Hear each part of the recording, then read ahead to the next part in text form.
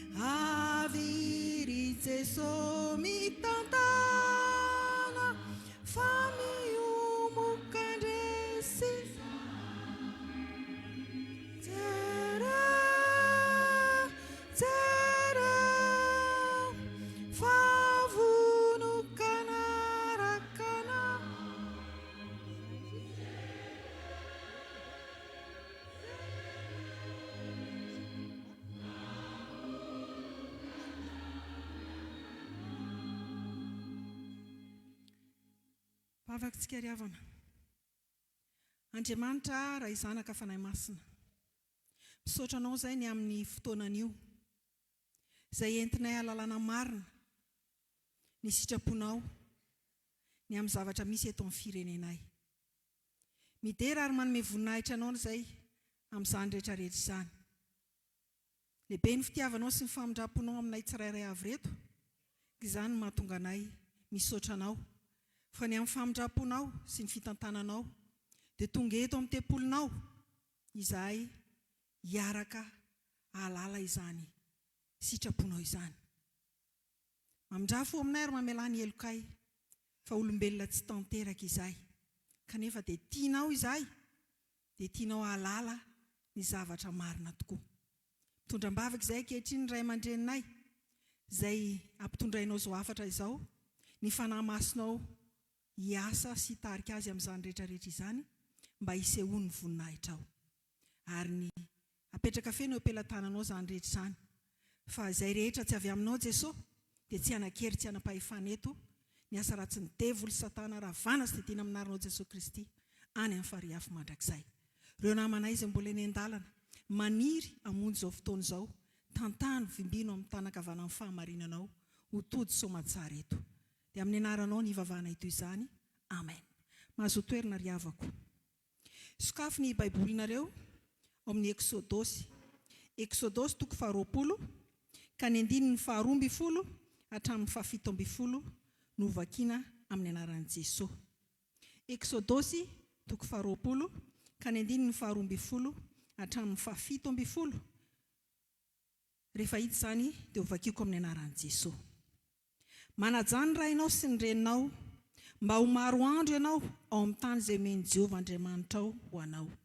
Aza mamono olona, aza mijangajanga, aza mangalatra, aza mety ho vavolombelona mandainga, hanameloka ny namanao, aza mitsiriritra ny tranony namanao, aza mitsiriritra ny vadiny namanao, na ny ankizy lahiny, na ny ankizy vaviny, na ny ombony, na ny brikiny, na izay mety ho an'ny namanao akory aza. Amen. Ray masonao, manamasinana amin'ny fahamarinana, ny teninao ny fahamarinana.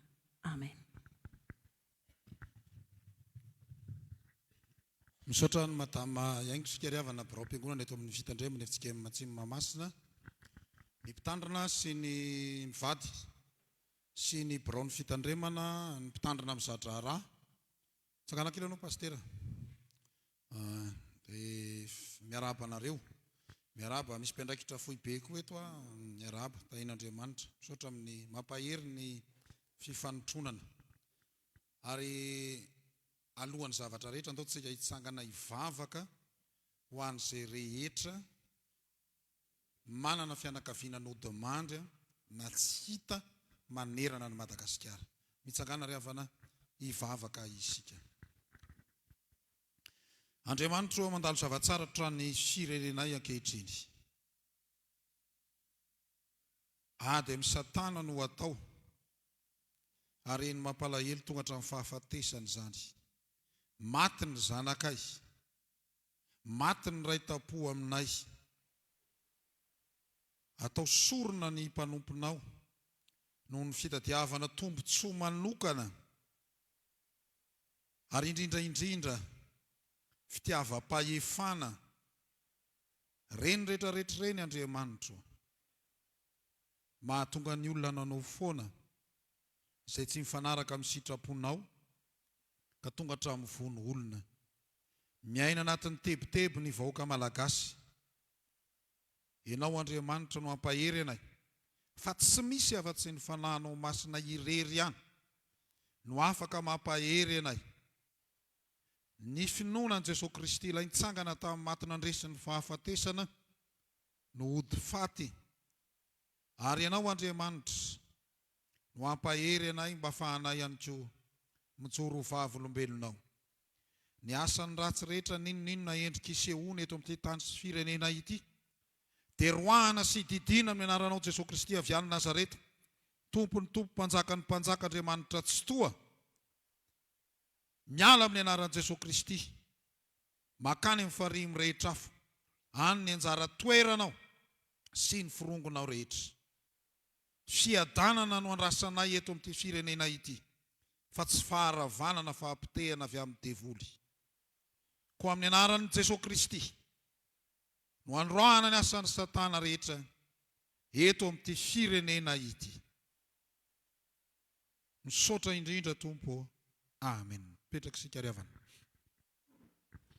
Miarabantsika rehetra ry havana amin'ny anaran'i Jesosy Kristy, ny fampianarana izay ho ataoko eto dia atomboko hatrany amin'ny farany indrindra.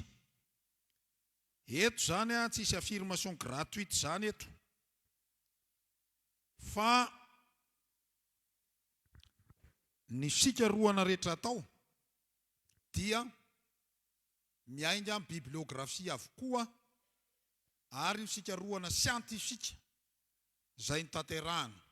Ka ho an'izay rehetra mila ny bibliografia rehetra nampiasaina tamin'izao asa karoka sy fampianarana izao dia afaka manatona anay rehefa mirava na mpanao gazety izy na tahaka izany, nareo koa afaka maka an'izay ilainareo, mandeha mivatana any amin'ny compte Facebook FJKM, page official ny FJKM Matsimo Mahamasina ny fampianarana.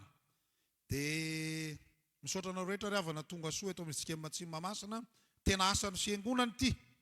Dia isaorana ny fitandremana ray manontolo, misaotra ny teknisianina, ny mpitendry, ny kirakira sary, ny dekona sy ny olona. Ataovy izay ahitanareo n'ilay sary ery ambony ery, fa zava-dehibe ny sary izay alefantsika eny. Eny ary havana, anomboka ary tsika izao satria moa pastera ilay manao an'ilay fampianarana dia soratra masina no iangatsika. Mba tiako hamaka ny soratra maro samihafa, maro loko io nareo ry havana, manao hoe Romana 12:2 tapany A, manao hoe ary aza manaraka ny fanaon'izao tontolo izao. Fa mbola misy tohiny io, fa miova amin'ny fanavaozana ny saina. Dia andao tsika ry havana hijery ny zava-miafo ny sorona satanika tarafina amin'ny soratra masina. dia zao ry havako tompona andraikitra amin'izay zavatra teneniko rehetra eto aho fa ny angatahako aminareo a mivavao anahy zay a zay fotsiny raha riva fotsiny mivavao anahana dia 2 minitra fotsiny azy fa za dia tsy maintsy milaza ny marina zay zany tsy maintsy milaza marina ary tsisy tombontsoa arovako na niza na niza afa-tsy ny ho an'ny tompo ihany velona ho an'ny tompo maty ho an'ny tompo dia tsy maintsy milaza marina fa mampalahelo loatra ny zava-mitranga eto amin'ny firenentsika ny anarako moa efa io rahateo a ny mpitandrina Ranaivo Rivotina Alosoa no mitondra ny fampianarana zava-miafy ny sorona satanika tarafina amin'ny soratra masina ny sorona riavanao amin'ny baiboly dia fomba mpivavahana natao anakekezana sy amitranam-pihavanana ho fankatoavana ho fifonana ho fangataham-pamelan-keloka amin'Andriamanitra zay no ao anatin'ny baiboly amin'ny testameta taloha ny sorona sy ny fanatitra ao amin'ny testameta taloha dia lalàna sy fombafomba mpivavahana jiosy izay nandidian'Andriamanitra ny vahoaka an'Israely mba hataony araka ny voalaza ao amin'ny bokin'ny Levitikosy tena ny lalàna mihitsy zany mamaritra an'izany a fa ny sorona ao amin'ny baiboly dia tsy misy sorona ny ao anatin'ny soratra masina ny resahako a tsy sorona olona zany ao a fa biby na zavatra no natolotra ho an'Andriamanitra zay ny ao anatin'ny baiboly aloha testameta taloha no resahantsika fantatsika tsara ny tantaran'ny io rangahy io izy rangahy io i Abrahama mba hanehoany fitiavany an'Andriamanitra dia saikana fohy ny zanany lahatokana atao sorona ho an'Andriamanitra fa tsy nakasitrahan'Andriamanitra zany fandanana ry dada be a ry misy ondry ry a fa velao ny zanakao aza atao sorona noho izany ny sorona rehetra mitondra makany amin'ny famonoan'olona dia mifanohitra amin'inona amin'ny sitrapon'Andriamanitra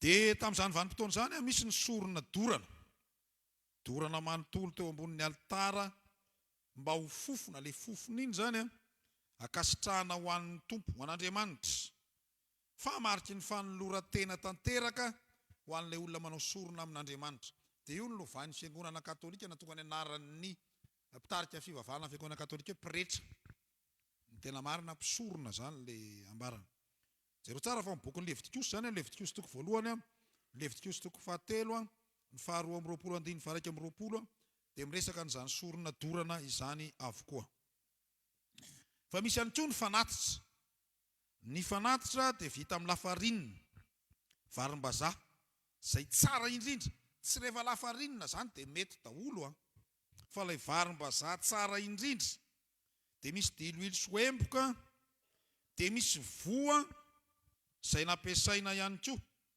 ary io voa dia nahely tsara mihitsy maina tsara mihitsy fa misy fikarakarana amin'ny anaovana an'izany mba ho fanekena sy fisoran'Andriamanitra miainga amin'ny vokatry ny tany dia raha natadidinareo ny sorona nataon'izy amin'ny rahalahy Esau sy Jakoba tadidinareo dia neny Esau le vokatry ny tany tsy fantatro zany na mangahazo na vomanga na tsy fantatro le netiny teo ahitraina sy abela azafady fa hainareo tsara zany fa neny le ray zanak'ondry tsy misy kilema neny anankiray vokatra tsy misy kilema fa fantatrareo ny toy ny tantara hoe neny anankiray nakasitrahan'Andriamanitra eo misy zahatra tokony hamperitreritra atsika izy ary aminareo ny olona endry sy bonaika amin'izy roa lahy Esau sady Jakoba ay Kaina sa Abela raha misy ny olona endry dia Esau mpiasa be n'Andriamanitra mihitsy ao an-trany any ay Kaina fa raha misy ny olona fatsoralia efa nisy karana ihany zany tarazambe ny karana misy fatsoralia dia izy ala izy Abela. Nefa jereo tsara fa neny Abela nakasitrahan'Andriamanitra. Rehefa manolotra, manao fanatitra ao an'Andriamanitra, aza mieritreritra hoe ny zavatra teritsika ihany no jeren'Andriamanitra, fa ny karakteratsika koa. Zay aloha lesona ngeza be anankiray zay zava-dehibe zay. Dia raha miresaka an'io zany tsika, misy ihany koa ny sorom-pihavanana. Ankoatran'ny nataony Kaina sy Abela zany ny sorom-pihavanana dia io indray zany famitranana fihavanana amin'Andriamanitra. Dia io indray le trafony, le saborana. Le saborany no nalainy mpisorona dia iny ny dorana. Dia manitra be ohatran'ireny tonona masikita ery amin'ny bazary de quartier reny zany le izy. Fa misy koa ny sorona noho ny ota. Natolotra nonerana ny fahotana vita tsinahy na tamin'ny tsy fahalalana mba azahoana famelan-keloka eo anatrehan'Andriamanitra. Da tsika amin'ny Levitikosy 5 sy ny Nomery 12 zany. Fa misy koa ny sorona fanonerana zafady. Ny sorona fanonerana dia natolotra manokana rehefa nisy nahilikiliky ny olona na nanao fahadisoana tamin'ny zavatra masina dia mila mandoha onitra izy. Mandoha onitra zany dia manatitra n'ilay sorona fanonerana izany olona izany entiny any am-pisorona io zany tatsika amin'ny Levitikosy 2, Levitikosy 5, andininy 5:20. Ao amin'ny testamenta vaovao, dia mandingana lavitra be zany ny sorona lehibe sy farany indrindra dia ny sorona nataon'i Jesosy Kristy. Nataon'i Jesosy Kristy teo amin'ny hazo fijaliana, izay natao indray mandeha tsy miverina monja mba hanavotana ny olombelona rehetra sy hanisorana ny ota. Ary izany ry havana no mampiavaka an'i Jesosy Kristy. Ary tsy vita ny mpanao sorona ratsy zany. Ny mpanao sorona sy kristianina zany dia olona no alainy, biby no alainy. Ao venareo? Fa neny Jesosy Kristy ny aino mihitsy no natolony. Ka raha endry ny olona mpamonono olona eto amin'ity tany sy fireneny ity, ny ainy laterina. Ao venareo?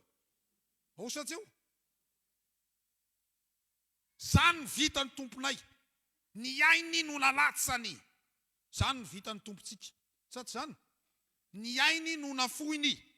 Fa tsy hoe andeha hamono olona dia aka olona ery, dia aka olona ery, dia aka olona ery. Satria te hoanina, te hananina, te izao resantsika rehefa avy eo zany. Jesosy Kristy nafoiny ainy tsisy tombony ho anazy. Tsisy tombontsoa an'i Jesosy Kristy mihitsy eny. Hoe mitady fahefana izy, mitady harena izy. Fa noho ny fitiavany antsika dia nafoiny ny ainy. Zay zany le anankiray. Le anankiray ihany koa zany izay tsara ampahafantarina antsika dia izao, noho io sorona lavorary nataon'i Jesosy Kristy io, dia nitsahatra ny fanaovana sorona biby izay hita tao amin'ny testamenta taloha. Zany hoe tsy ampiasain'ny fiangonana ty aoriana intsony ny sorona biby izay natao tany amin'ny testamenta taloha. Ny omby, ny zanak'ondry tsy misy kilema, zanak'ombalahy, ny sy ny sisa. Dia nitoetra ny sorona amin'ny testamenta vaovao le soron'i Jesosy Kristy. Dia Jesosy Kristy mihitsy ny zanak'ondry tsy misy kilema, ilay nanolotra ny tenany ho faty hamafana ny fahotantsika.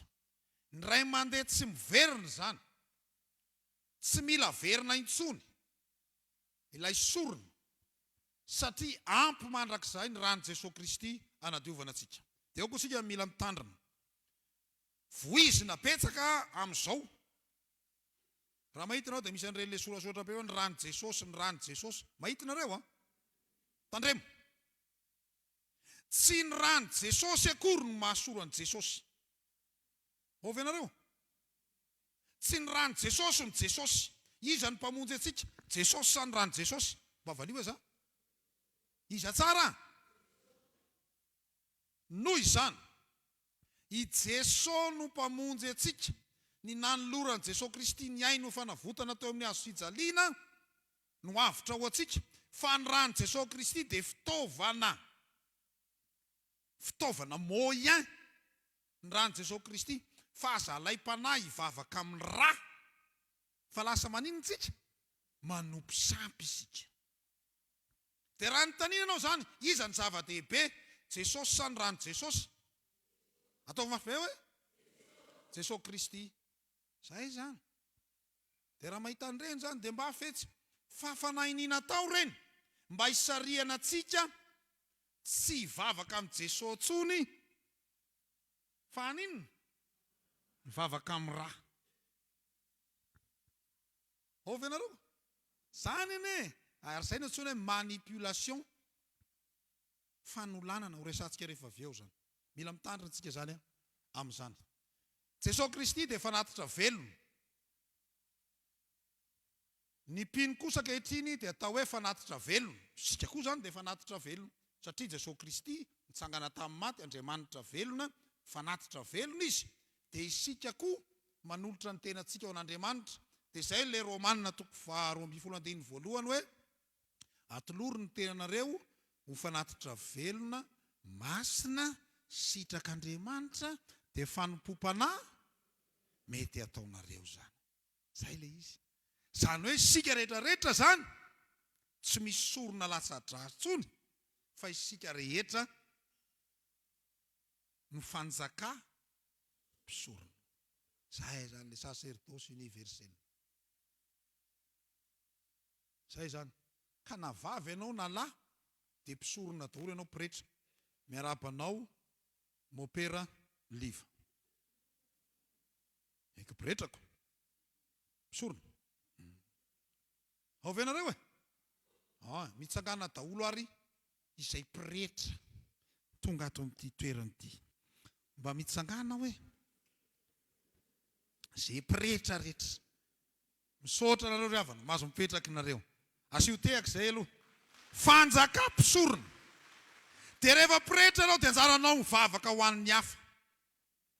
Dia raha hariva mivavara, raha tsika rehetra manatrika an'izao konferansy zao, ny mivavaka amin'ny tompo fotsiny raha hariva hoe foana eto amin'ny firenenay. Zao fangalaran'olona sy famonoan'olona sy tsy hita zao ny zanakay.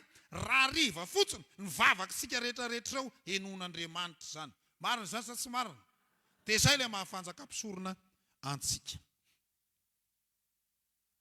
Ny anjara toeran'ny sorona eo amin'ny fiainantsika kristiana.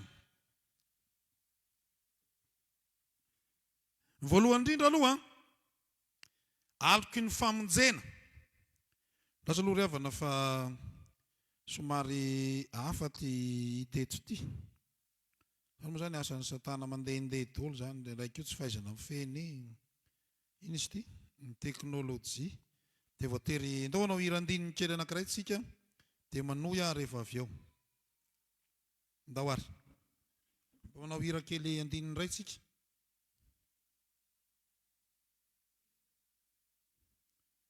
Ataontsika ny hira 5:70 andininy voalohany. Ndao ary.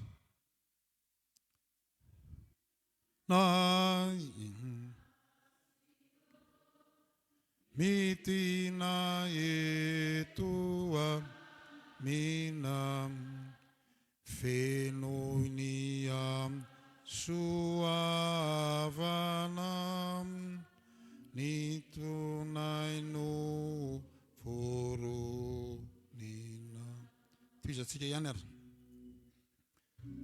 Bavari pananatro menandri yaman oloaram novelunam mipu jam wampum. Eny ary anoy sika ary.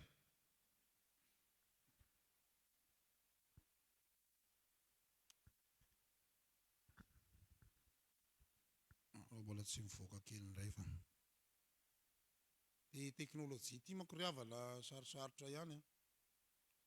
Dia mbola mianatra amin'ny fe.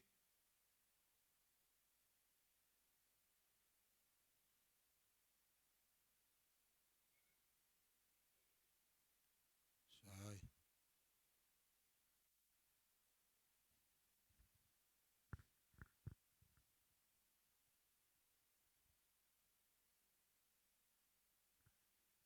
Ny anjara toeran'ny sorona teo amin'ny fivavahana kristianina.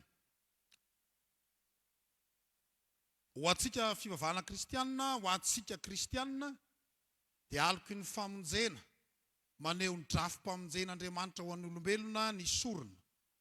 Izay araka nambarantsika teo ny testamenta taloha, dia nitondra biby tsy manatsiny, nampitondraina n'ilay biby ny fahotana. Ny fahotantsika olombelona zany. Misy fotoana zany hoe andro ny fanavotana dia maka osy anankiroa. Zay no misoratra masina. Tiana zavatra mitranga. Apetraka eo ambonin'ilay lohan'ilay osy anankiray eo zany ny tanan'ny mpisorona, dia tany saina ao daholo ilay fahotan'ilay olona. Azonareo ve? Dia ampitondraina an'iny osy anankiray zany ilay fahotana, dia aterina any an'efitrany zany iny. Any amin'ny tany efitrany aterina any ilay osy anankiray iny. Fa ilay osy anankiray indray alatsaka ny rany. Dia io ny raza amben'ny fikaofesena amin'ny fiangonana katolika. Ovy ianareo? Dia mopera zany atsy dia mandray an'ilay fahotana rehetra dia arina any ilay fahotana, fa ilay osy anankiray alatsaka ny rany. Zany tsara fantatritsika zany zay. Dia ao amin'ny testamenta vaovao zany ilay nambara tamintsika teo hoe tapitra tamina nanoloran'i Jesosy Kristy ny ainy ho sorona ho fanavotana antsika ny sorona. Dia arak'izany ny tao amin'ny testamenta taloha dia omby lahy na osy na zanak'ondry no natolotra eny amin'ny alitara. Fa reo biby reo dia biby madio, biby salama. Zay zany ilay izy, biby salama ireo. Tsy maintsy naverina tao isan-taona nefa ny fanatitra tamin'izany vanim-potoana izany. Tsy nahatanteraka ary tsy nahafaka niota ny vahoakan'Andriamanitra nefa ny fanaovana sorona. Fa soa ihany fa teo ny soron'i Jesosy Kristy, nataon'i Jesosy Kristy, indray mandeha tsy miverina, ilay nanatitra ny tenany teo amin'ny hazo fijaliana, dia io no nandroaka ny helokontsika rehetra. Dia tadio tsara zany. Raha zany no sanda lehibe, tsy ranosy io na ranom-balahy io na ranondry io, fa ny ran'i Jesosy Kristy no nomeny ho fanavotana antsika. Dia ny hazo fijaliana zany dia lasa alitara fanaovana sorona tamina nanoloran'i Jesosy Kristy ny ainy. Inona no atao sorona ao amin'ny soratra masina? Araka nambarako teo biby salama, tsy misy kilema, na zanak'omby, osy, zanak'ondry, ho an'izay olona sahirakirana zany zay takany ihany io zany tsisy efa neriterena io, dia voromailala. Fa ho an'ny vokatra indray dia voaloam-bokatra, dia araka ny resako teo voaloam-bokatra tsara. Rehefa manao voka-dehibe ny fiangonana sy ny karazany reny zany tsika, dia mba zavatra tsara reny atao e. Fa zavatra petapeta toko hoe zay vao tsy rambon'ny tanana. Zay zany le izy Dia koba varim-bazaha tsara, dia voamaina tsara koa. Anisan'ny fanaovana tamin'izany vanim-potoana zany voanemba. Ny voanemba, le voan-javatra madinidinika kely reny zany, lentille reny zany anisan'ny nampiasaina tamin'izany andrahoana, dia nampiasaina tamin'izany vanim-potoana izany. Tsy akasitrahan'Andriamanitra ny fanaovana sorona olona ao amin'ny soratra masina. Ninninona endrik'isehoana. Abrahama saika hanao sorona ny Isaka zanany, fa noraran'Andriamanitra dia nosoloany ondrilahy. Genesis 2:2-20. Fa ny anankiray ihany koa, tadidio tsara fa amin'ny soratra masina. Mpanjaka voalohany 2:4-7, ny sorona olona dia natao an'ny bala. Sampy zany. tony nataon'ny mpanjaka aba rehefa naporisiany Jezebela vadiny izy. Ry io vady io tena manampy antsika betsaka io. Fa rehefa io vady io koa no manondrana dia gravy. Ty zany zao zany prince Jezebela zany no naporisika andrazokiny ty mpanjaka lahy ty. Ary tamin'io vanim-potoana io dorany ty le sampy ty tao menamena be. Dia lehilahy tokana sy lehilahy matoa no aterina atsipy eo amin'le hafa ao zany tamin'izany vanim-potoana zany dia tsara fantatritsika. Maninona moa no manao sorona? Eto amin'izay zany no tena izy. Tena eto tena tsy mitsisy mihitsy fa milaza mahitsy eto. Dia alana tsiny amin'izay manaraka any amin'ny Facebook ihany moa fa dia tsy maintsy milaza ny marina isika. Dia izay voakitikitika any dia voakitikitika dia mibeba. Zay le izy. Ny voalohany, ny antony anaovana sorona dia fanomezam-boninahitra. Amin'ny ankamaroan'ny fivavahana ny sorona dia atao fanomezam-boninahitra sy fankalazana an'Andriamanitra. Dia nataoko petita io. Sy izay natao hivavahana. Izany dia fomba iray anehoana ny fankasitrana sy ny fanekena azy ary ny fankatoavana azy. Io zany na miangona ao am-piangonana tsy mitovy samby Zanahary o tahiony tanindrazanay. Neny sasany le Zanahary ao anatin'ny sainy ao Andriamanitra ray zanaka fanahy masina. Marina zany sa tsy marina? Fa neny framason goadilony ao anatin'ny lohany ao. Nefa sisa manao rakitra be dia be ao am-piangonana ao. Tsy voatery mitovy zany ny Andriamanitra ao am-piangonana io fa dia raiso ihany aloha ny rakitra ataony. Fa mety mitsanga mantsy avy ao am-piangonana izy dia miantso Zanahary fa ny gisa efa anatin'ny 4 ao ho ateriny eny Ambohimanga. Nareo ane mahalala an'izany izay manana zanaka am-pelezana rehetra io dia izy ary le Zanahary tena resahana eo. Dia Andriamanitra ray zanaka fanahy masina sa mety Satana mihitsy? Resahantsika ao. Faharoa, fangatahana. Ny antony anaovana sorona dia fangatahana. Ny olona dia mety hanao sorona ho fangatahana fitahiana sy fanambinana, vola aman-karena, fanampiana, fahasalamana. Dia manao fangatahana manokana. Dia zany mba mangataka Andriamanitra sy ny razana ao zany sasany. Dia tadidinao tsara fa rehefa ny antony anaovany olona famadiana io tsy dia hoe mangatsiaka loatra bebera zay. Fa misy lafika eo ambadiky ny ao hoe hiteraka dia miady tsihy. Fandritehana le ino izy ty? Le tsihy. Dia ao zany afaka tahana fanambinana, fitahiana, vola aman-karena. Ary tadiva misy sarina petaka hoe ty ny piramidan'i Egypta. Ny piramidan'i Egypta sady toeram-pivavahana no fanaovana sorona no fasana. Ovenareo? Zay zany le anisany tamin'izany vanim-potoana zany. Dia reto moa zany hitanareo mpanao sorona reto dia ny fahatelo ny antony anaovana sorona dia fialan-tsiny sy fanadiovana. Amin'ny fivavahana sasany ny sorona dia atao fanadiovana na fialan-tsiny amin'ny ota. Izany dia fomba iray anehoana ny fikasana mba hanova sy hanatsara ny tena. Fa ity ny fahaefatra, fiarovana. Ny antony anaovana sorona koa dia fiarovana. Misy fivavahana manao sorona ho fiarovana amin'ny loza na ny ratsy, mba tsy ho voatifitry ny bala, mba tsy ho voahongana amin'ny toerana. Ovenareo? Mba hiverina eo amin'ny fitondrana ao anatin'ny tolo zany rehetrarehetra zany. Dia fiarovana mba tsy ho tratran'ny adversera ao anatin'ny tolo zany. Fa ny manaraka, fahatserovana. Fotoanan'ny famadihana sy ny karazana zany zao misy dikany tolo ireny fahatserovana. Ny sorona dia mety atao fankalazana fahatserovana ireo olona efa nodimandry na ireo zavatra nitranga manandanja eo amin'ny tantara. Zay zany anankiray anisany anaovana sorona ihany koa. Dia rehefa 4 novambra ny faritra atsinanan'i Madagasikara iny za moa niasa tany Mananjary zany. Dia anaterana whisky, rôti sy ny sisa.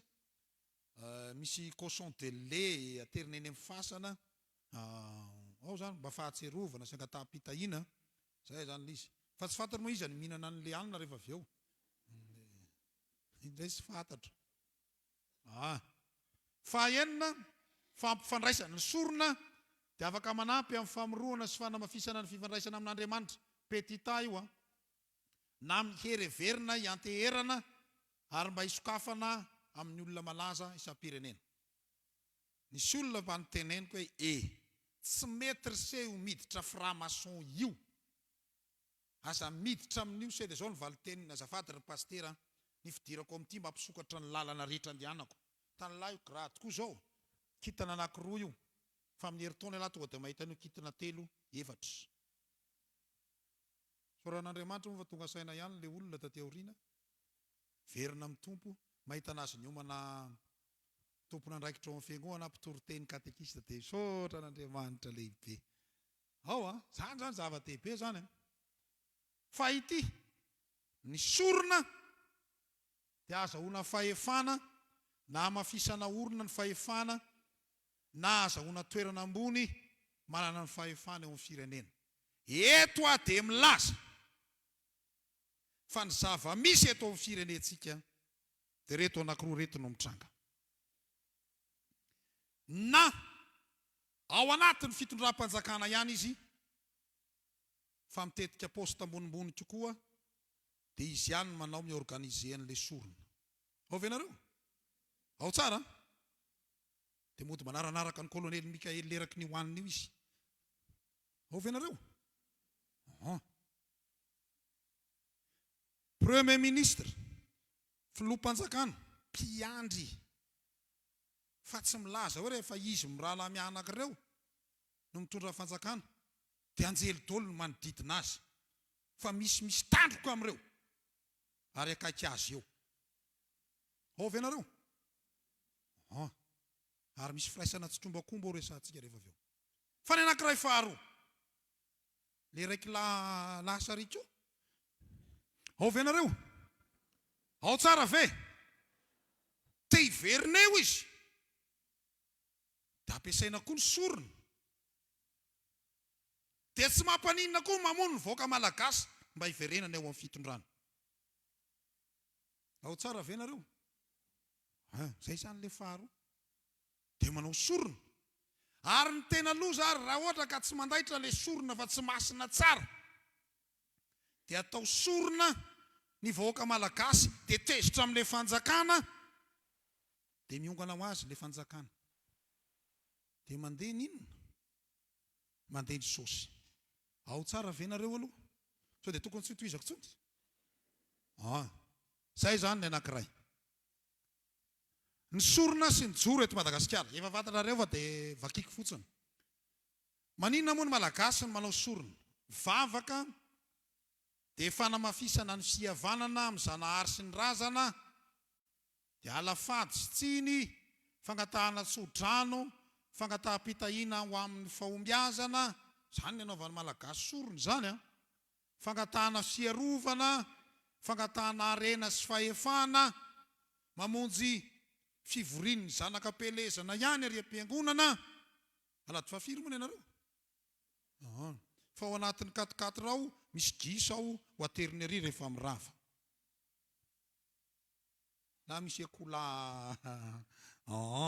zay zany le izy ny pastera moa zany rehefa aleloia fa ao ambadika ao misy zavatra mila vahanao zay zany. Ho an'ny malagasy biby tsy misy kilema salama ny dikany omby osy ondry akola tsara volo abogosy tsara tare no atao sorona fa tsy olona ny fomba fisaina malagasy zany mifanohitra amin'ny fotom-pinoana sy ny kolotsaina malagasy ny sorona olona ny dikany zany zay manao sorona olona rehetrarehetra dia tsy ao anatin'ny kolotsaintsika mihitsy zany. Ninona fanazavana ary melohany ny fotom-pisainana malagasy raha ohatra ka ny fomban-drazan'io no jerena. Fanaontsika hiala amin'iny fahiditra amin'ny satanisma.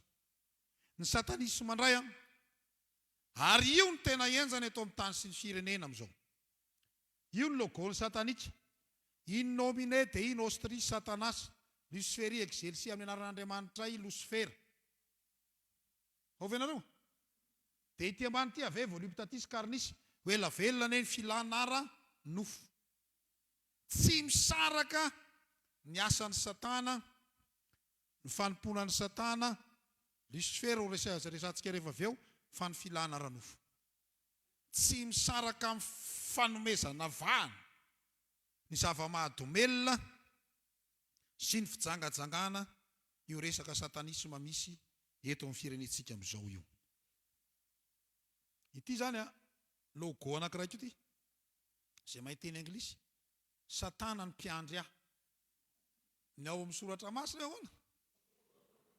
Zay ny Davida fa ny anazy Satana ny mpiandry ahy. Zay zany izy. Ndao ary jerentsika, tiany namorona azy, Anton Lavey. Ity any fiangonana satanika lehibe indrindra any Eropa. Io. Dia manana baiboly izy any antsoina hoe Bibla satanika. Hitanareo ity. Ny satanisma dia karazam-pivavahana sy finoana ary fanomponan'ny Satana. Misy karazany 3 izy ireo. Ao any satanisma mpanaraka foto-kevitra satanika, filozofia sy fotom-pisainana. Fa misy ny karazany faharoa tena fanompona mendrika fivavahana amin'ny Satana mihitsy.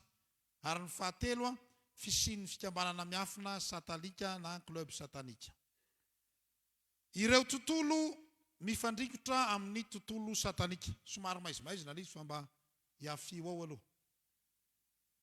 Ireo tontolo mifandrikotra amin'ny tontolo satanika. Voalohany indrindra, izay ilay ave voluptatis carnis tadidinareo ao tsara venareo. Dia ao anatin'izay ny drogue. Nanomboka hatramin'ny taona 14. Scientifique ny teny eto. Ary avec preuve. Ao nanomboka tamin'ny taona 14. Dia nazovahana ny fivezivezen'ny drogue teto Madagasikara, ary tsika no lasa ny anisan'ny fivezivezen'ny rongony sy ny drogue be indrindra taty amin'ny Oceana Indiana. Dia fantatrareo tsara fa tsy tafiditra eto zany drogue zany raha tsy nazo alalana tamin'iza. Tamin'iza! Tampitondra fanjakana. Ovenareo? Drogue. Io rozo io zany rozo efa nisy efa ela be ny rozo. Ety ambany tanàna zany zao no resaka misy rozo. Fa misy ny drogue ambony ny roro. Ampidirina eto amin'ny firenentsika ny metafetamine sy ny karazany, izay dokoteranareo malala tsara n'izany. Fanankonana an'iny dia ny voizina ny roro. Satria ny zanaky ny manam-pahefana tamin'izany vanim-potoana izany no anisany sy ny manam-pahefana no miraitsy trombakomba amin'ny fampidirana ny drogue teto Madagasikara. Scientifique ilay miteny. Izay mila proof scientifique manatona ana rehefa mirava. Ao Faharoa, tontolo mifandrikotra. Zao ilay mitranga. Le drogue mety comprimé ohatr' zao, fa mety amin'ny sachet kely ohatran'io izy ohatran'ireny vetsinina reny zany. Ho an'izay efa nahita vetsinina. Dia potika daholo ny tovan'ilay olona. Fa ny anankiray ihany koa dia ohatran'izao. Io zany zao mifoky io. Le sary tapaka io ambany tapahaka mihitsy le sary le izy fa zasy. Zany naka an'io sary io tamin'ny 14. Dia sarina rongony mba jerijerevy ihany le kanjo anaovan'ny zaza misy tongotra kola ohatran'io fa drogue ny io azonareo ve izy? Dia io zao le rongony io. Rongony raviny io dia tsy resaka momba ny zava-mahadomelona betsaka satria tsy izay ny conférentsika amin'ity anio ity. Fa ny tiako lazaina dia zao hoe zay le événement satanika omena vahana mihitsy reny. Fa ireo no tena loza. Ireo zany le hetsika satanika, mouvement satanika. Le zalahan-tany anaty Facebook tamba nahitako. Mbola tsy nisy olona sahany betroka an'Andriamanitra akoatra ny tselatra. Ovenareo? Ainareo ve le hira? Ina le hira? Aina io! Toa teny betroany Andriamanitra. mba miteny fotsiny azy zany ohatran'izao fa ny volotsaina milafika amin'ny satanika koa izay omena vana ary miakatra ny sokosoko mora amin'ny anteny mera-pirenenao io tadiavy zana valy iteny io sy omena vana reo zany le sainan'ireo fa mba tsara kosa ny havany zany fa misy dikany io homosexualité io ohatran'izao zany io zany tonton sy tonton fa misy ny manambady biby ty zao atao mariazy amin'ny apondra ty zao izy mirahavavy no atao mariazy zany ao anaty tsy mandehandeha ho azy zany zava-misy eto Madagasikara amin'izao fa misy an'io lafika io ao fa ao ihany koa ny franc-maçon sy ny firongony tsy adala akory namangy antsika tamin'ny ty taona ty ny filohan'ny franc-maçon eran-tany mody gisa daholo na ny mpitondra fanjakana na ny vahoaka fa ao raha ao venareo dia taoriana n'iny misy an'izao zavatra mitsanga rehetrarehetra izao satanisme io ny franc-maçon zany Rose Croix moa zany ty anankiray ty ao anatin'ny franc-maçon tao zany tsy hanao fampianarana momba ny franc-maçon fa be zay nataoko izay fa mbola anao koa manaraka fa za matahotra nareo rehefa nanontany mpanao gazety lehibe ny franc-maçon anareo ve mino an'Andriamanitra zay aloha mino ny hery tsy haito hainy zay raha lehilahy lahy manina tsy nilazaina zay izy azonareo ve le izy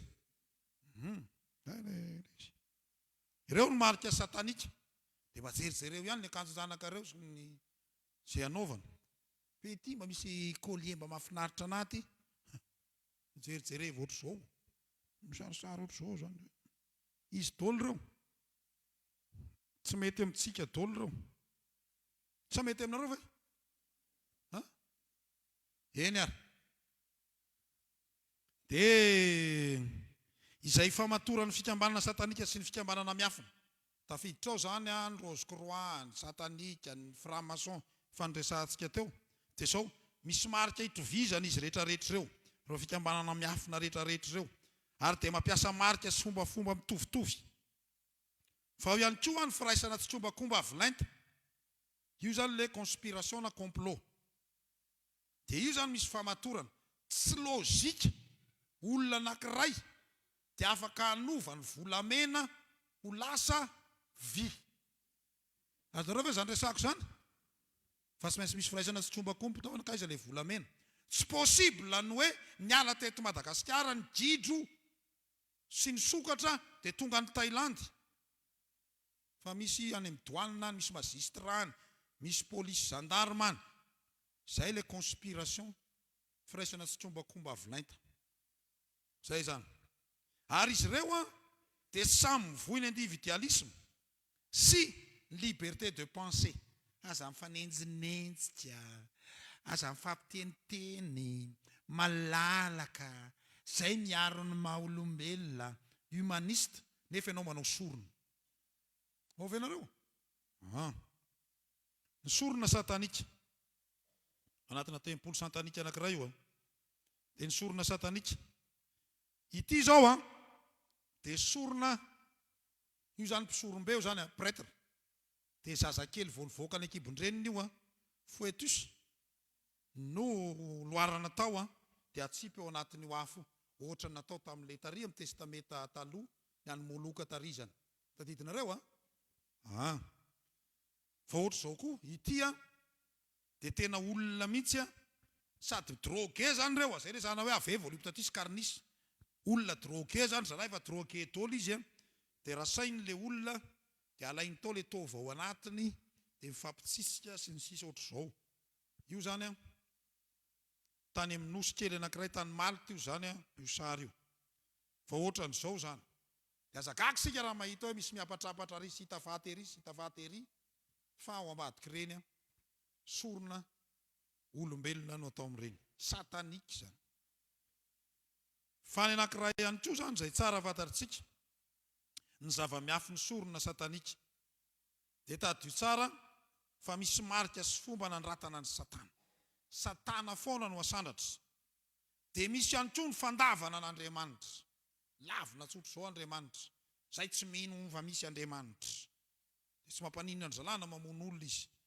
Fa io koa tsy misaraka amin'ny fijangajangana. Raha mahitinareo fa nazovahana teto amin'ny tany sy ny firenena fijangajangana. Ary anaty Facebook ihany mba misy tompona andraikitra mendraikitra ny cybercriminalité eto Madagasikara. Fa maninona mo reny ny avelandehandehany amin'ny Facebook ihany. Ao venareo? Fa raha tokony ho izy reny andraisana fanapahan-kevitra koa. Zany anankiray zany. Fa omena vana ny fijangajangana. Fampiseho pitombenana. Dia zareo fa ny mahavory olona be indrindra manaova gala evangelika eto Tsimbamasina ianao raha be mpijery. Fa raha tapany ambany ty ihany mietsika dia ino roviana reny le tapany ambany mba hibebaka. Fitiavaka-rena. Zay io. Ny zava-mahadomelina. Avy voluptatis carnis. Ny firaisana tsy kombakomba. Complot sy conspiration. Ny fiatsaram-belatsia. Hitareo rehefa avy eo rehefa amin'ny logony satanika rehefa avy eo. Ny fitiavaka-rena. Ity ny tena zava-dehibe. Io no ampiasaina eto Madagasikara. Raha ohatra ka tsy marina io, sambory rehefa avy eo rehefa amin'ny raha veto. Ao venareo? Eno tsara nge ty zahatra teneniko ty. Dia teneniko rehefa avy eo ianao pastera mpandainga. Raha tsy marina ty. Zao ny iainana eto amin'ny firenentsika. Créer des crises. Zalahy ihany no mamboly crise eto amin'ny tany sy ny firenena. Dia izy ihany no mody maninona azy? Mody mamaha azy. Zay ne io a. Tsika zany zao. Efa lasa anisan'ny marika identitény maha-malagasy ny bidon jaune. Marina zany sa tsy marina? Any Afrika Atsimo misy ny bidonville. Fa ny eto Madagasikara tsisy bidonville eto fa ville de bidon. Ao venareo? Raha mandeha téléphérique ianao zany dia tonga dia mahita bidon eraka Madagasikara. Eraka Antananarivo. Ary ny alalana hoe malagasy ianao. Dia jereo vao anatin'ny tokantrano. Fa misy inona ao tokantrano? Bidon jaune. Firy ianareo raha matoa? Firy. Ao venareo? Dia tsy hampaninina antsika tsony. Zatra tsisy jiro sika, zatra tsisy rano. Ianao tapahana ny rano tsisy rano, nefa ianao mena koveta. Azanao moa zany zatra resako zany a. Dia mberitrereto ihany ange zany. Ao anatin'ity zay. Dia tapahana ny jiro dia lasa manao afindasy eraky ny arabe, mampirehatra, ino izy ity? Mampirehatra pneu. Zay. Fa ny hafarahantsika io rehefa kelikely ao, ny lehilahy 3 andro tsy misasa. Tsy mampaninina ny lehilahy tsy misasa 3 andro. Satria zatra. Tsy ny olona mipetraka amin'ny maimbo, tsy mandretsona hoe maimbo. Ao venareo? Dia izay rehefa ny vehivavy zany tsy manira mba 3 andro tsy misasa nareo tsy dia olana loatra. Stratégie du différé. Atao izay ataontsika miataka mihitsy. Dia ny olona efa tonga amin'ny génération mandroso, ianao mbola tavela ry amin'ny tare. Ohatran'ireny mijery baolina différé reny. Efa mandeha le baolina ry ianao zany mbola mijery le famerenana iny. Ianao zany tavelana. Ao. Dia ireo rehetrarehetra ireo tsy ho tany saiko daholo amin'ny ankapobeny. Fa atao izay atonga anao ity ny tena raisiko ity. Faire appel à l'émotionnel plutôt qu'à la réflexion. Atao izay atonga anao tsy afaka mieritreritra tsony, fa ny fihetseham-po ny lalaovina. Tianay be nareo. Ao ve izy? Dia izay manao fotodrafitrasa manara penitra, fa ny sisiny manara pofina. Zay ne izy? Ato zay. Dia zay rehefa tsara le olona tsy mieritreritra no avy ntsony. Anontanivo ange le mpivarotra anetsananetsy na le mpivarotra vary itsananetsy anontanivo ange. Ahoana no mba fahitanao ny fiainam-pirenetsika amin'izao zavatra mitranga eto amin'ny firenena? Tsisy idirako zany. Ny anana midiko ihany ny any fantatro. Ary atraty am-piangonana misy tratra an'io faire appel à l'émotionnel plutôt qu'à la réflexion. Ny anahy Jesosy ihany Jesosy. Dia mifidy be ny tanàna ny olona, ianao tsy mety mifidy. Ny hafarany lehilahy be ny tanàna, dia vola amin'izay ny eo, manaiky ny devoly ianao zany. Azonareo ve zany resako zany? Ato zay. Maintenez le public dans l'ignorance et la bêtise. Atao zay tonga le olona tsy mahalala zay tokony atao mihitsy. Zareo zao ny zanakitsika mpanaovina soratin'olona izy diso enimpolo. Marina zany sa tsy marina? Ampanaovina teny fransay dicté 60 fautes. Marina sa tsy marina? Teny anglisy goodbye mba hainy. Bye bye. Fa teny ratsy hainy. Mbola tsy nahita teny ratsy fampianarana amin'ny teny ratsy mihoatra ny tamin'ny tolony zenizeda. Teneno ara diso. Rehefa tsy hay anompa tamin'iny nareo tsy mahay intsony mandra-piavin'ny tompo. An'lisy.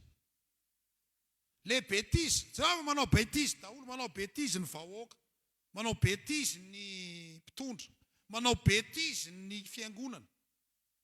Anaty Facebook ihany, ity original, nefa l'izy tsy izy akory. Marina zany sa tsy marina? Ity tantely d'origine, l'izy rano siramamy. Mandeha any amin'ny restaurant ianao dia mikomandy lasopy, dia mba nisy lalitra atao anaty. Azafady mba soloa kely ty fa misy lalitra latsaka ato. Inona ny ataon'le serveur? Entiny riny dia asorony le lalitra dia averiny aminao iny. Manao bêtise. Fiainam-bêtise. Matoa misy ny bêtise dia tsy misy ny éducation. Tsy misy ny fanabeazana. Ary io fanabeazana io ny tena olana eto amin'ity tany sy firenentsika ity. Zao tsisy tsony zany antsona hoe fanabeazana olo-pirenena vanina zany. Dia io tsy menakavy tsy vanina io. Tsy vanina tolo dia rehefa mifidy indray tsika dia tsy vanina indray ny fidio ary. Azonareo ve izy? Ka ny olona efa tsy vanina fa hifidy ny vanina izy. Zay zany izy. Mbola misy latsaka kely nefa misy. Reto zany aprevena fotsiny le olona. Stratégie de la distraction. Fronina daholo ifamprevena olombelona io. Ny kianjan'ny barea tokony anaovana baolina lasa fanaovana fety sy revy. Amin'izay mba mahasitositon'olona. Ary fantareo tsara fa nisy olona tena pampirevy teto amin'ny tany sy ny firenena. Ary le vahoaka koa zaran'le vahoaka ary mba maninona. Dia avy eo misy maty eto. Isaky ny misy hetsika eo amin'io kianjan'ny masina misy maty foana ane. Ve? Raha manontany nisy nareo anontany io ary efa mirava. Indray ary. Inona ary ny vahaolana? Amara-parana. Ny vahaolana ry avana. Avy eo amin'ny soratra masina. Ny vahaolana fananana fifandraisana sy fiombonanaina amin'Andriamanitra. Ao an'ilondro zavatra mitranga eto amin'ny tany sy ny firenentsika izao. Dia mila ny fanamafisana ny fiombonanaina amin'Andriamanitra isika amin'ny alalan'ny vavaka, amin'ny alalan'ny famakiana soratra masina. Mitohy. Fa tsy hoe rehefa voadony ianao efa tsy hita ilay zanaka hoe baiboly. Zay vao aiza ny baiboliko teo? Zay ianao vao hamaky baiboly. Dia tsy ho hitanao baiboly moa ilay zanaka ao verika. Azonareo ve izy? Raha hitady an'Andriamanitra ianao, atao amin'ny soratra masina. Ao ny révélation, fanambaran'Andriamanitra ny tenany. Zay zany izy. Dia ny famonjena fanimpom-pivavahana sy ny fiombonam-bavaka. Ao anatin'izao krizy eto amin'ny firenena izao. Eto dia miangavy ny fiangonana rehetra kristiana. Sokafy ireny fiangonana dia manao vavavaka fanimpom-pivavahana. Manao ny FFKM isaorana azy ireo zany raha aman-drenitsika. Tsy manao ny FFKM manaova. Azonareo ve zany resako zany? Tsakana hoe zay birao-piangonana manatrika eto na ny fitandremana hafa any. Na ray aman-dreny mpiangonana mba mitsangana kely hoe. Mba mitsangana zay birao-piangonana manatrika eto. Misy firy ireo. Any amin'ny fitandremana reo any mba mahazo mipetraka nareo. Mba sy fanimpom-pivavahana any. Sokafo ny fiangonana dia ataovy ny vavaka. Andao hivavaka ho an'ity firenentsika ity. Fa ny faharoa, amafiso ny fandaliana-pinoana miorina amin'ny soratra masina. Amafiso. Dia mila mianatra ho anatsara moa zany ty fananakareny ity. Fa hiteny aminao avy ny olona ao ambadiky ny reny fanaovanaovana sorona sy zavazavatra hafahafa ireny. Ero tsara mety mpandray fanasany tompo any am-piangonana any ireny sanatria mety dekona any am-piangonana any sanatria fa mba mailo. Dia izany le ilana ny fampianaram-pinoana, fandaliana-pinoana. Rehefa mafy ny fandaliana-pinoana miorina amin'ny soratra masina dia vahaolana mahomby zany. Fa manaova koa fiarahana mamaky soratra masina, fiarahana mandinika soratra masina na ao anatin'ny tokantranonareo fotsiny aza. Dia mba miaraka raha riva zao dia mba miaraka manao fiarahana mandinika soratra masina nareo. Ho an'ny efi-jekema manokana misy izany ny mofinaina. Dia azo ampiasaina tsara ilay boky mofinaina. Dia ataovy zava-dehibe fiarahana miombom-bavaka. Zay izy. Fa io koa ne mila mitandrina tsika. Araroty ny zanakitsika. Zara ny zanakitsika koa ary indraindray misy an'io kisorosorona io tsy ity ihany, tsy ity ihany. Dia araroty ny le tranga. Dia lasa izy mandeha ny misipany ihany. Azonareo moa zany resako zany a. Dia hoe very hono Georgine, very, tsy hita ay Georgine matory any amin'ny George. Azonareo moa zany resako zany a. Zay koa anankiray a. Fa ao anatin'io ihany koa, le manararoatra. Sasany mamono tena dia ka le fiainana efa ohatr' izao ka. Dia izay le ilana an'le zavatra resahana eto hoe mba ao anatin'ny tokantrano mba miaraka mandinika soratra masina. Mampiaina zavatra be dia be eo. Fa io ane ao amin'ny soratra masina koa nefa misy ohatr' izany. I Josefa sy Maria ane tadidinareo fa zany tantara zany. Nandeha izy nitondra ny Jesoa nakany Jerosalema. Hainareo le tantara? 3 andro sendra zay ray aman-dreny sanana koa moa. Azonareo? 3 andro ve rangahy? Tsy hitany le zanany, efa nody izy. Efa akaizy Jesoa teo. So ihany fa sendra ny zaza endry izy, le Jesoa taisa. Tao an-tempoly mianatra soratra masina. Rehefa zaza endry ny zanakitsika zatra mianatra soratra masina, sy mandalina soratra masina, tsy mandehandeha any anaty ala-mangazo any izy tonga dia tsy malevokanina. Tsy makany zany io. Fa rehefa tsy hitanareo any an-trano izy dia aiza izy zay? Any am-piangonana izy zay, ohatran'ny Jesoa. Zay le mba resahako. Ny ray aman-dreny, iny andraikitry ny ray aman-dreny. Reo voambolana nalaika reo amin'ny teny frantsay fa tsy manino. Indraindray koa tsy ampy fitiavana ao anatin'ny ankohona dia mipiritsaka ry Brigitte. Tsy hita hono Brigitte. Ka izy ianao ray aman-dreny kisitim-belona tsy laitra fa tsy afaka mifampiresaka mihitsy. Fa raha voana tonga dia miakamiakatra dia miady dia soarany avarany ao an-tokantrano soratana amin'ny taratasy. Le dadany amin'io zany sanatria mpitandro ny filaminana jaina masika be mihitsy. Dia tsy mahay miresaka amin'ilay vadiny sy ny zanany dia tsy maintsy soratana. Dia miteny zany dadany hoe manohatra taratasy kely izy. Satria tsy afaka miresaka tsonika. Foazo aho rapitso maraina mienina. Azonareo? Tonga ny maraina, lasa le vadiny soratany eo amin'ilay taratasy eo, mifoazy ianao fa efa mienina izao. Azonareo izy? Taitra amin'izay rangahy, vaika izy tezitra, vaina tsy ny foazonao. Efa ny soratako izy izy. Zany. Dia mila moro zany. Ny tsy fampiny fitiavana ao anatin'ny tokantrano. Dia mahatonga ny zaza tsy hita manaraka bandy any izy na manaraka sipany izy na sasany ray ny mamasosy sy ny papasosy. Ka ny Facebook ihany mampianatra azy an'izany. Fantatry ny ao amin'ny cybercriminalité fa iriny mpamatsy maso vola zarazara vola kinona ny sisamborana azy. Ovy ianareo? Tazagaginareo manao fifaninanana zay mananana dia mahazo vola amin'izao. Dia manaiky koa le maramila koa sy le gendarme sy le polisy le mpitandro ny filaminana. Sitrany mba mahazo koa izy. Sanatria zany. Engany mba tsy ho zany mihitsy. Ovy ianareo? Ny ampaty. Tsika koa rehefa tsy mahay maka ny toerany hafa. Dia mety hiteraka manjavona koa ny zanakitsika. Dia mihinana ivakinina 20 izy. Mihinana sidra izy. Dia any izy. Dia mitovy ihany ny mamono tena sy ny mamono olona. Samy tsy andova ny fanjakan'Andriamanitra. Dia le miaino, mba maiza miaino ny zanakitsika. Kenao ary, ianao tsy afaka miaino azy. fa le bandy ery no afaka miaino azy na le sipary ao ianareo dia iny izy dia lasana izy io mba miaino ahy ianao vao tonga minindray misy ray aman-dreny dia raha marikivo mihitsy eny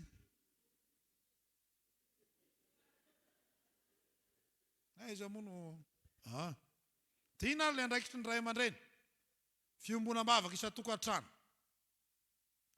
fiarahany ankohona monsy fanompoam-pivavahana mitoy sy marsy mifanakalo hevitra mpitiavana sy amin'ny fo madio aza miakatrakatra io rehefa ianao raha mpanabe moaly miteny rehefa zarinao amin'ny kitakita dia ny mbola kely io zanakao io dia mila kitakita io vao miaino anao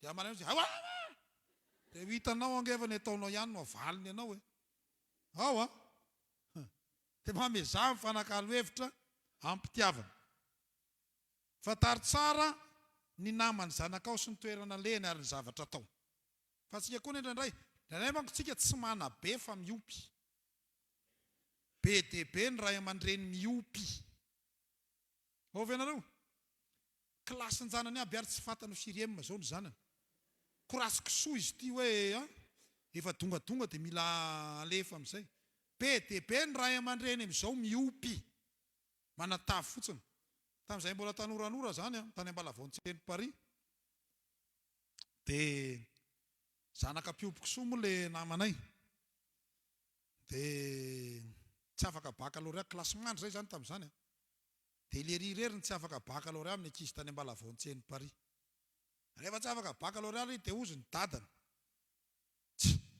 elahy ty le tsy rakisoa elana mono atoko fa misy ray aman-dreny izao tsika miteny zao hoe izy sy ny kisoa ny mitovy satria maninona tsy fantany akory le momba ny-janany avelany baranany any andeha le zaza mba andeha kely ay davary miditra amin'ny 20 alina le zaza tsisy commande tsisy keskilia azonareo ve izy baranany vao ao an-trano azy dia irahanao mividy toka zany dana makany amin'ny bazary dia quartier fa misy vahiny ato dia tatazo ny vokana ty zao ohatra mialatsiny afa ny anina teto amin'ny firenentsika nandeha ny grevy ny fandimby teto amin'ny firenena dia nalaina ny fako dia nasorona tao anatin'ny dabapako zay dia le baka ordure nanaovana barazy marina zany sy tsy marina dia jerevy ny toetsaina vokatra zay mandrakity ny androany fa rehefa manary fako ny olona le génération Y X Y Z sy le alpha ho avy eo rehefa manary fako sy atao anaty baka ordure tsony fa ataony aiza eo velokizana mpianatra azy en'izay sika mianakavy ihany fa mpianatra teo ohatra zany eny eo zay zany le izy dia mba fataro ny zavatra ataony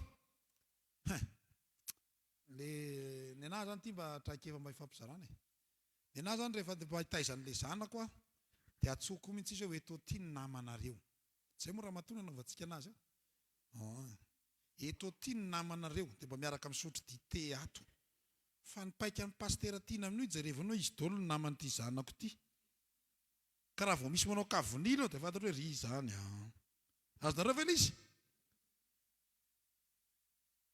tsy ilaina miaraka amin'ny tsy miaraka amin'iny izy eo fa rianana izy miaraka amin'iny efa tsy mahalevokanina any izy hoentiny aminao amin'izay dia toatra ty amin'ny altara amin'izay izy rehefa eto aloha eto izy dia ozy izy eto nreto izay sy ny zavatra vitanay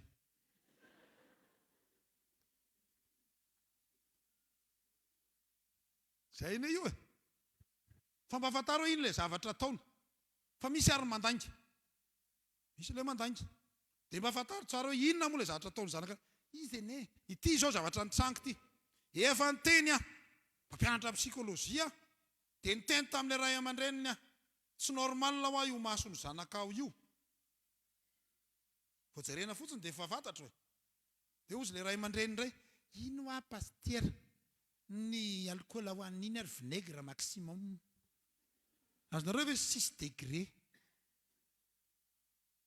fa nanomboka drogue amin'izay le zaza naterina teny mitoby teny akady lalapotsy saika hiteny amin'ny reniny hoe akorinao zay fa tsy fanaona pastera moa zany azonareo ve zatra resahako fa hiteny amintsika io tsy mivaky loha io mavoatsika ray aman-dreny dia miaro zanaka fahatany tsy mitovy ny zaza sambatra sy ny zaza mianta. Konferansy amin'ny manaraka zany. Tsy mitovy ny zaza sambatra sy ny zaza mianta. Zay zany io. Dia mba fantaro ny zavatra ataon-janakareo. Dia mba sy hoe rehefa amin'izao verina mody. Dia aza alefa rery ihany izy.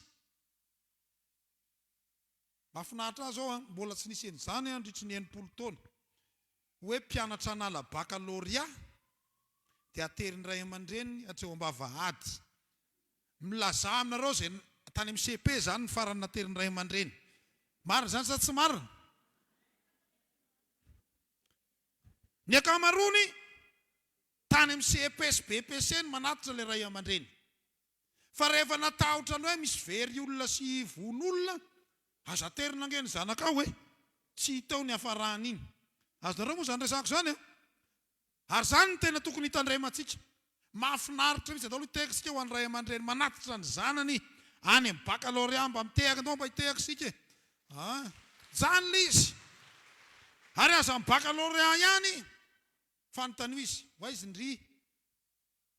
Dia raha ohatra izy mba samy teny, zaho andeha hampiaraka. Raha samy tenenao an'izany direct izy, efa hitokisana ianao zay. Fa raha andeha hampiaraka izy ka miteny aminao izy hoe, zaho andeha hitsangatsangana iaraka amin'ny namako. Mbola misy fanakaiky izay ny fonareo. Azonareo izy. Fa raha samy teny, zaho andeha hampiaraka. Dia izao anaovana azy, ao ndry fahateritra. Azonareo ve izy? Fa mbola riatanao indray, aninona hampiaraka, zaza ratsy taiza. Izay le tsy miaina. Dia ho sahirantsika. Ao venareo? Nafinaritra any tena ray aman-dreny jeneraly anankiray teto amin'ny tany sy ny firenena. Zao pastera, sahiran-doha mihitsy afa. Misy fihetsiketsehana mba hiaraka anao aniversera hono le zanako pastera. Andeha hoano izy, matahotra be a pastera. Alefa any ve le zaza sa tsy alefa? Dia ina hoany nataonao? Nalefako any le zaza fa nasiko garde des corps anankitelo. Dia ho za montsy le rangana avy eo, ray aman-dreny. Ny garde des corps nao ka mijanona ety tokotany. Sa tsy zay? Fa ao anatin'ny trano andehanany io ka misy chambre. Iny tsy napoiziko. Tanareo an'izany. Fataro le ataon'le zaza. Zay aloha arao. Mety hitenao kino moa zany pastera fa dia ndao sy napuisy le zaza. Tsy zany, any franc-maçon zany.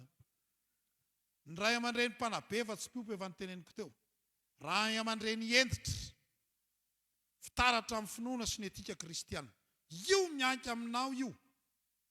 Ianao rehefa filamatra lain-janakao tahaka tsy mivilana zany ny zanakao. Dia mijoroa tsara ray aman-dreny. Fahazarozana misentosentso izy. Firina izany zao zany natao sorina. Eto miandro toro eto e. Dia miandrasa toro eo ianao roviana indray ny ianao. Ny tokony ataontsika maninona? Mivavaka. Zay le izy. Ray aman-dreny fitaratra amin'ny finoana. Ary amin'ny etika kristiana. Ny andraikitry ny mpanabe. Ianao mpanabe mila mino. Ny manahirana manko ny atsika ny fanabeazana tsy mena lanja mihitsy teto amin'ny tany sy ny firenena. Fa zay ny mahatonga ny Allemagne lasa lavitra io e. Zao ny teny Angela Merkel. Ataoko ahoana no andray karama. Satria ny chancelier zany ny ambony indrindra ny karama. Ataoko ahoana ny andray karama ka ny anano ambony indrindra mihoatra noho izay nanabe ahy. Raha tiatsika hovaniny ty Madagasikara ty, ampiakaro any amin'ny faratapony, ataovy mitovy amin'ny karamana generala, ny karamana mpampianatry ny EPP, dia mandroso Madagasikara. Zay fotsiny io. Manomboka amin'ny zavatra madinika ohatr' izany. Fa ny antsika ilay mpampianatritsika ny kiraro nefa migondolona azo asiana sigara eo amin'ny alina. Ny akanjo vorovoro motika. Hitady rakitra aby rehefa tsy hisy tsony mpampianatra hono. Inona ny fanabeazana andeha amin'izany? Dia angamba mety ho tonga any amin'ny ministry ny fanabeazana any, za mieritreritra fanabeazana izany eto Madagasikara, raha mbola zao no manjo ny mpampianatra eto Madagasikara.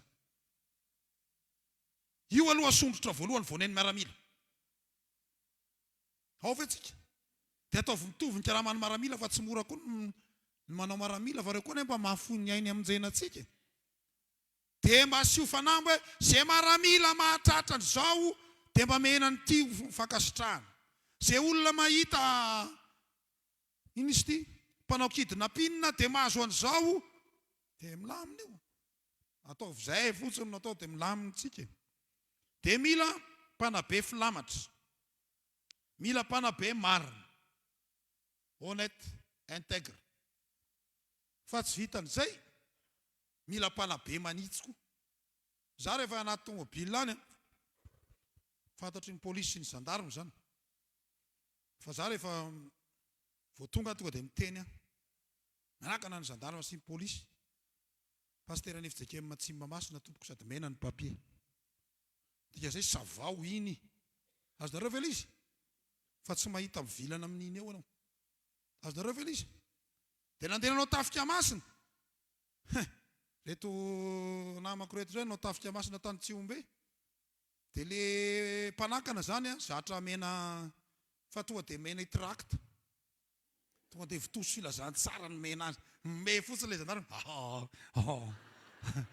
Zany fomba, zany eny no rasana amintsika. Mila manitsy tsika. Dia na avoaka zao ny loha. Iny rasefo. Mila samy joro ohatr'izany tsika. Dia raha mahita nareo ny fokotany ety misy olona hafa tonga dia mandraisa andraikitra. Défense communautaire. Mila n'izany tsika amin'izao. Ka raha misy olona hafa eo mifokotany sy ny tanàna manodidina eo, dia andraisa fatory. Fatory dia tero any manam-pahefana. Fatandremo ny manao fitsara mbahoaka. Zay zany, iny tsy mety iny. Dia mba mampandroso koa e. Mampanabe mampandroso. Dia ataonao ahoana moa ny hampandroso fa ianao ary tsy mandroso akory. Ianao faly ery mijanona amin'izao de confort inona moa zany dia eo anao ny raisina. Ohatran'io mba maniry sy mitombo ohatran'io e. Ny azo isaky mivao maraina dia faly ery mijery an'ilay dobo kelina iasy dia misy an'ilay trondro mba mipelipelika dia mitombo zalahy. Mitombo izy dia faly ery mpanabe atsy inona ka. Azonareo ve ilay izy? Fa misy tsy mitombo mihitsy eo. Ohatran'io koa ny fiainantsika, misy tsy mitombo mihitsy. Ohatran'izay zany ilay izy.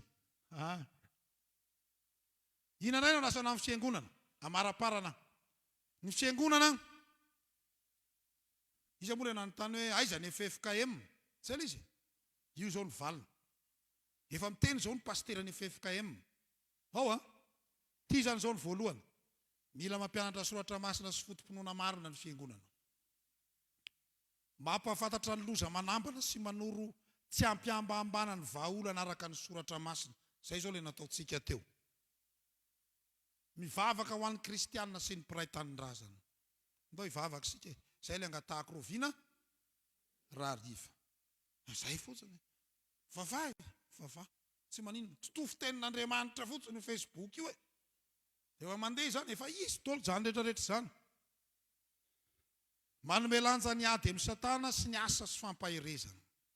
Ny ady amin'ny Satana io mila roahany io dia ataovy zava-dehibe koa ny asa sy fampaherezana. Raha misy fianakaviana ny dona pahorinareo na niarany ohatran'izany, resah amiko rehefa avy eo fa hoentina mibavaka. Zay ilay izy zany.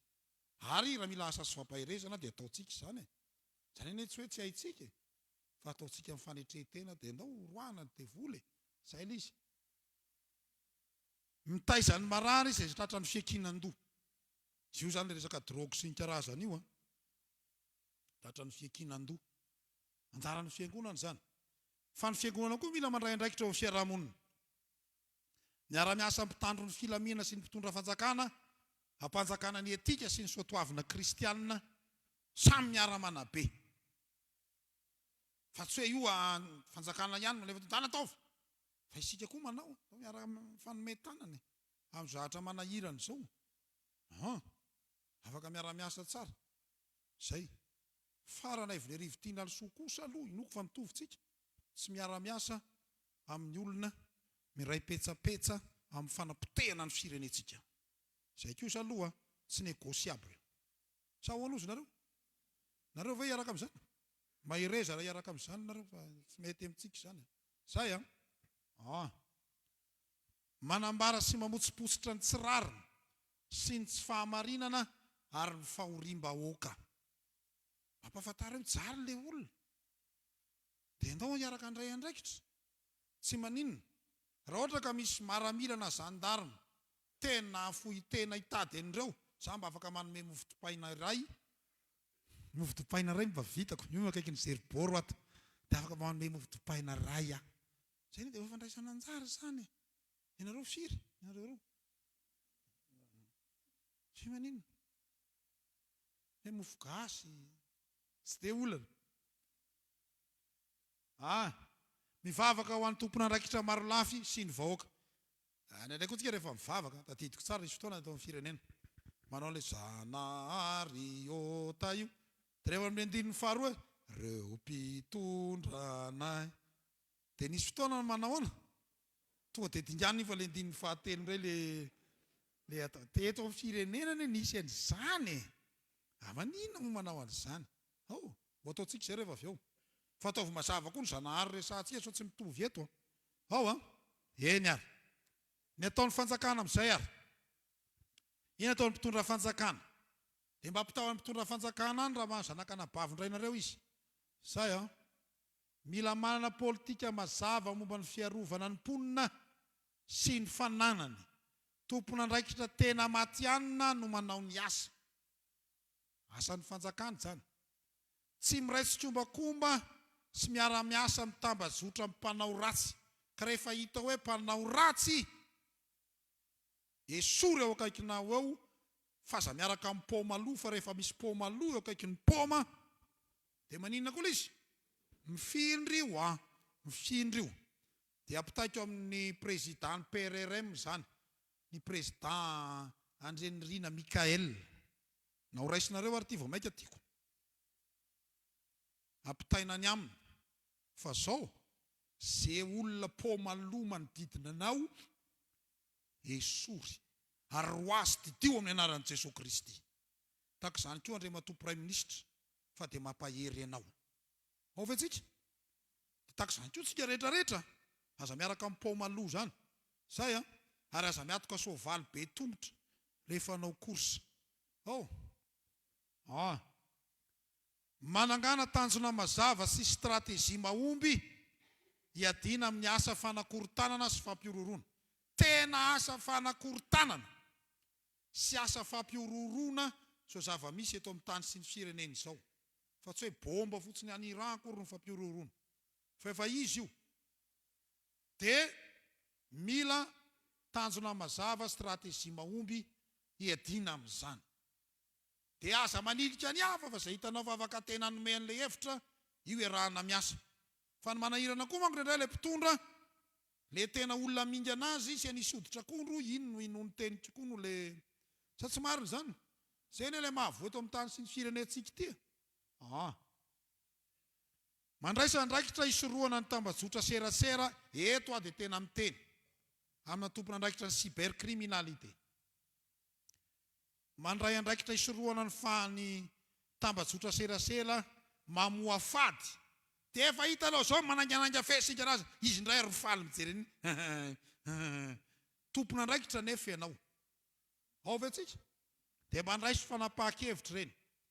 Sahy mandrava ny fikambanan-jiolahy sy ny mpankakeriny. Fa mijaly ny vahoaka. Dia mila manafay sy manasazy ny olon ratsy amin'ny fahamarinana. Dia mba aza zio fa ilay manao ratsy indray mivoaka. Indray ny mivoaka dia manao indray izy. Anadany ireny moa lianina tariko. Zay moa izy. Tena miady amin'ny kolikoly. Tsy raha rany biankorery miady amin'ny kolikoly. Fa tena arany mahagaga arakaraka ny asiana n'io rafitra miady amin'ny kolikoly io no mahabe ny kolikoly. Dikan'izany misy ratsy marina ao, misy ratsy dia manjary loatra ao. Dia amboary tsara. Zay le izy. Manabe amin'ny hainao manjery sy amin'ny fomba maro lafy amin'ny fanabeazan'olom-pirenena vanona. Tena zay.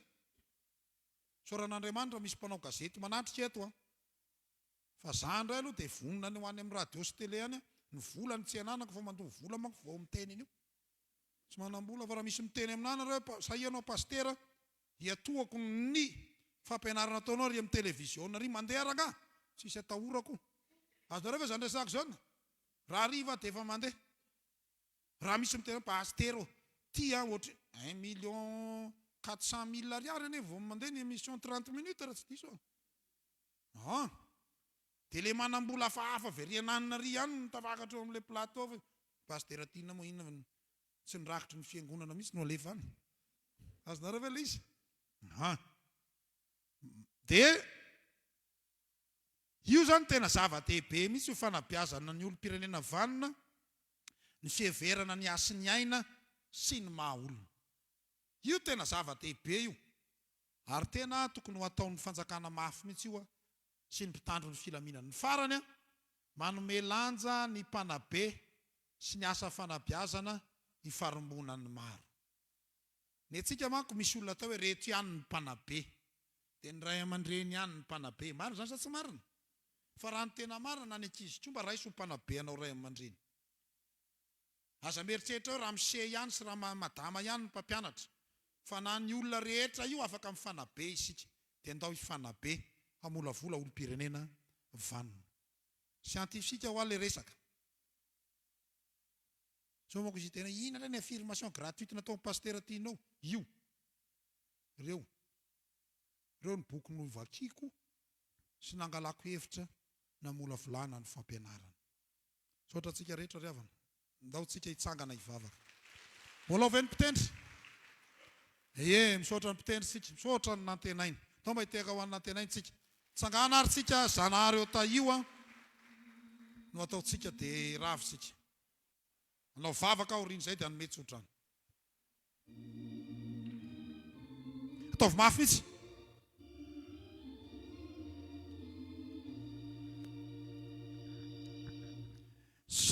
Zanahary o taivony tanindrazana, andro solalandava andry faiza, engany anjaka ny taina mahay mira, teo tany sambatra lay matakasikarana,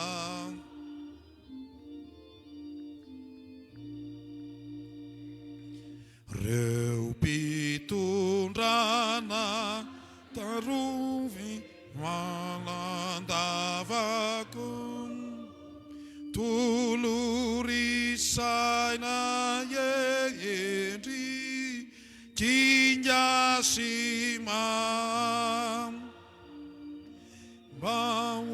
marina anyeno banjaka ao toko, teo tany sambatra lay matakasikarana,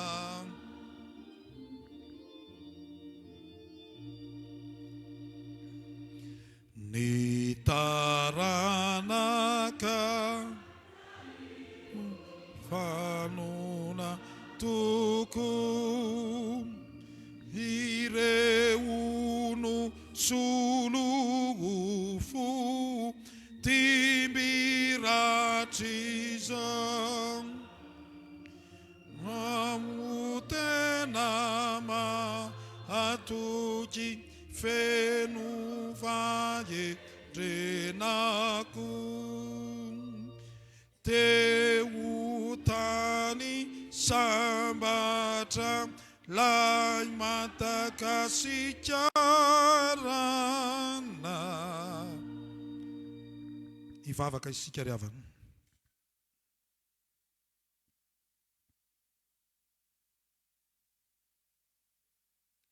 Ao anatin'izao vanim-potoana mahasahira-tsaina ny mpiray tanindrazana izao, isin'ny asan'ny Satana amin'ny endrika maro lafy hanapitehana nyity firenena ity, isin'ny fifankahalana, ny orooro, ny fanakorontanana, fa indrindra ny asan'ny Satana noho ny fitiavan-tena, fitiavan-tseza, fitiavam-pahefana reny rehetrarehetra reny Andriamanitra. Vahoaka mitomany, vahoaka ory, vahoaka sasatra no eto amin'ny firenenay. fona aminao izay Andriamanitra. Mamindra fo amin'ny vahoaka malagasy ianao. Mamindra fo amin'ireny olona ireny ianao.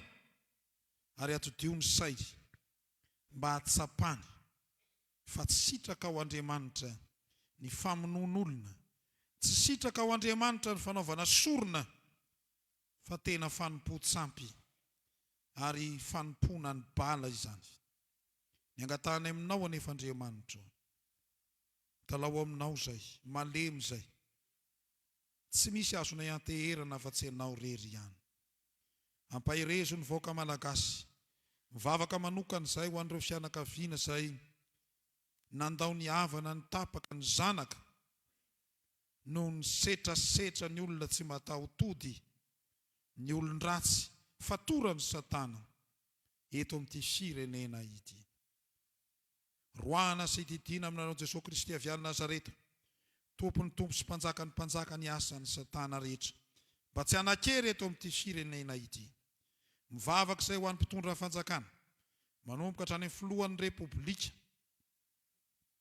ny filohan'ny fanavaozana, ao ihany koa ny prime ministra izay zanaky ny fiangonana.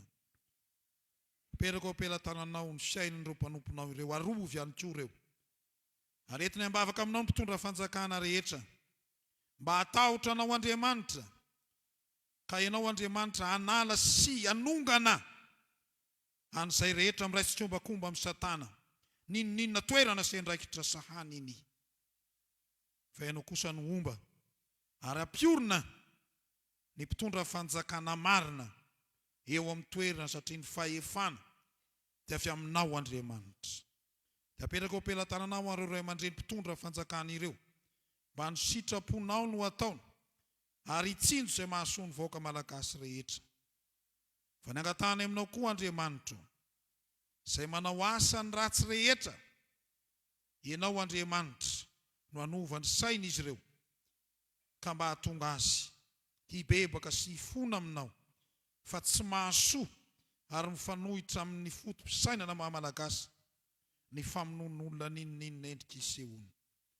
Dia apetraka ao am-pelantananao ny fiaina tokantranonay tsirairay avy reto, esory izay mety ho tahotra, orooro, fa ny fanahy masina kosa hiasa aminay, hanananay tanjaka sy hery hatrehanay ny fiainanay. Dia ho tanteraka aminay ny hitsodranonao Andriamanitra.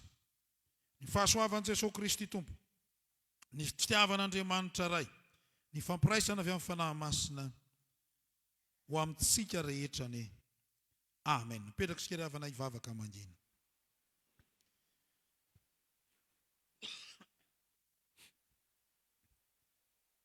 An'Andriamanitra irery ny voninahitra amin'ny anaran'ny Ray sy ny Zanaka ary ny fanahy masina. Amen.